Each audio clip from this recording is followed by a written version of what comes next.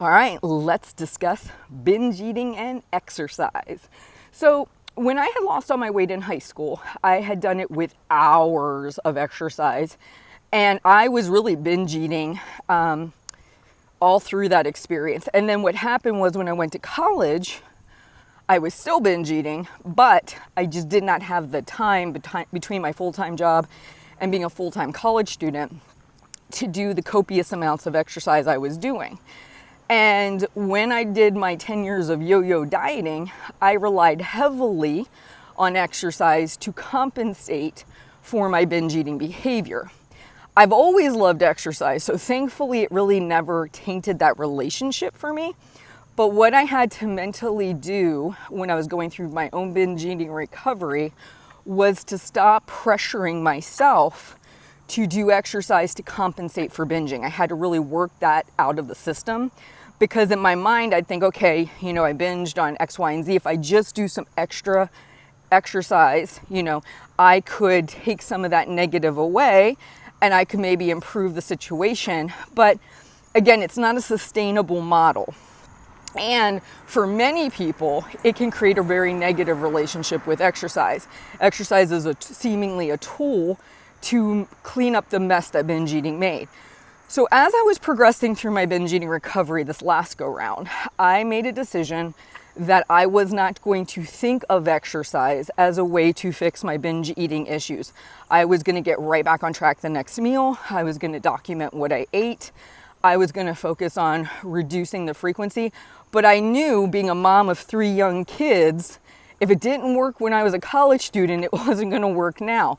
So I had to change that component of how I thought about fitness, how I thought about moving my body, and I'm so grateful I did.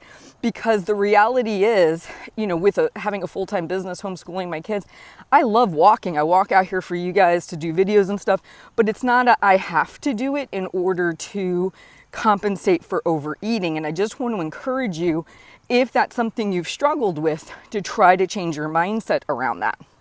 Realize that ultimately, if we put exercise in that category, one, it kind of seemingly gives us an out when we binge. We think in our head, oh, I'll just work out more. And then 2, it creates that negative relationship with exercise, because exercise isn't for feeling good, moving better, becoming stronger. It's about it fixing a mistake. And we really want to decouple those two. So what we want to do is think about exercise from the perspective of, 1, what do you love doing? What brings you joy? I have a mixture of things I love to do. I love to do strength training, yoga, jump rope, walking, all things I love doing.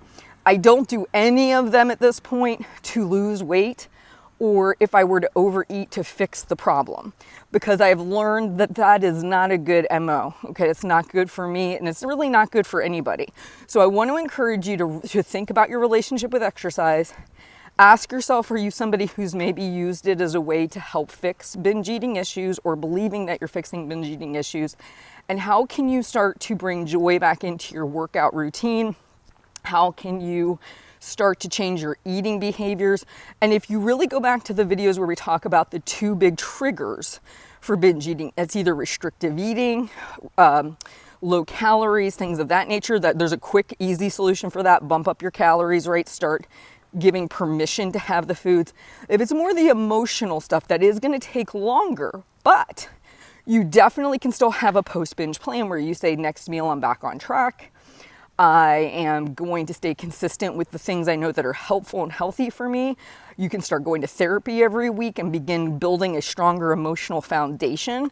There's so much you can do to start to fix this problem.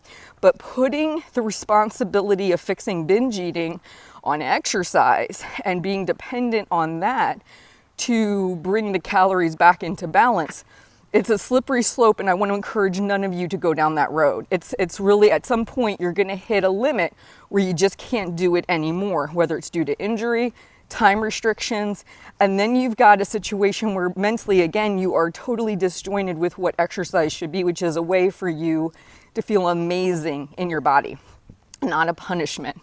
All right, I hope this video helps. I would love for you to subscribe to my YouTube channel. Give me a thumbs up if you like these videos. Help other people by spreading the information around. And that way we can bring a little bit of sanity to this whole weight loss, weight management world. You guys have a good one. I'll talk to you soon.